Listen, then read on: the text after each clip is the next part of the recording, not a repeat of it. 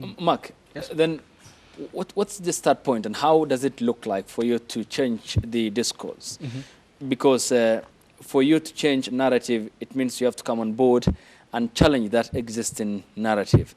And for the young people, then how can they perhaps end the sort of continuity in being sidelined from mainstream jobs in the country, especially the government to employ them, because we have many university graduates across the country who are jobless, and we have seen cases of suicides that are on the rise, and mainly they are attributed by the DCI to relationships gone sour. Then how do you change that narrative going forward into 2022? Okay, first of all, I would say that when you look at Kenya, Kenya is a youthful nation, and the largest percentage of Kenya is the young people. And basically that brings about that there are many activities that are occurring within the young people. And as you have said about changing the discourse towards 2022 is that currently we are seeing a lot of unemployed youth. And one thing that I believe is that every graduate out there has an experience, and I mean has an experience through campus and also has the skills.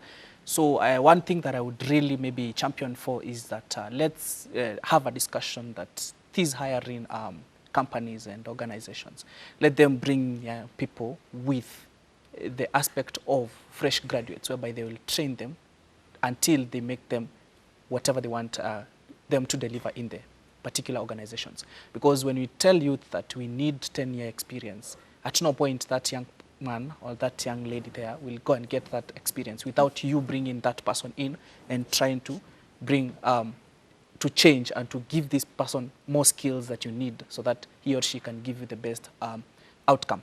And also the issue to do with the young people, things to do with committing suicide, being in different avenues that are degrading the young people. We should have these discussions more often. Let the young people know what is their role in issues to do with politics, in issues to do with national leadership and governance.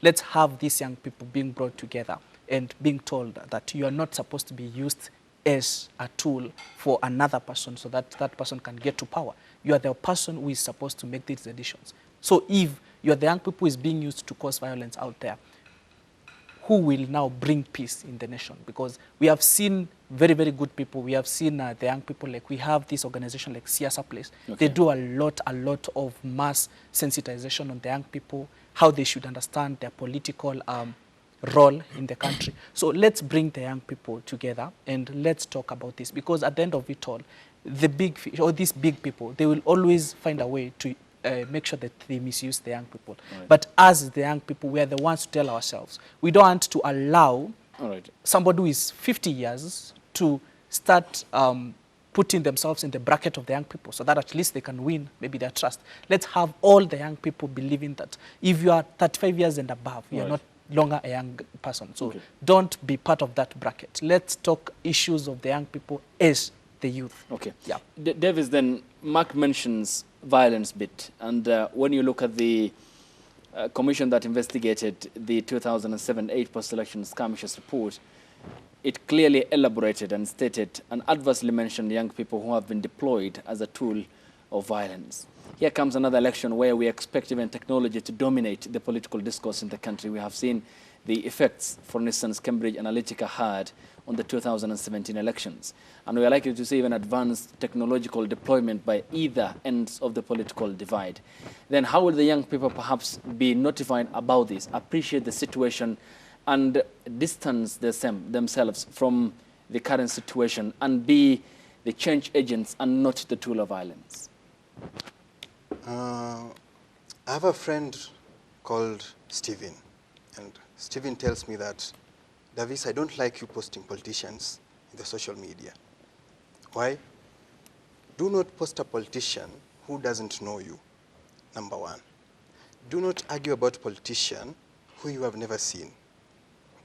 Number three, if a politician agree to work with you and bring you to a table, that's my point, that's your question.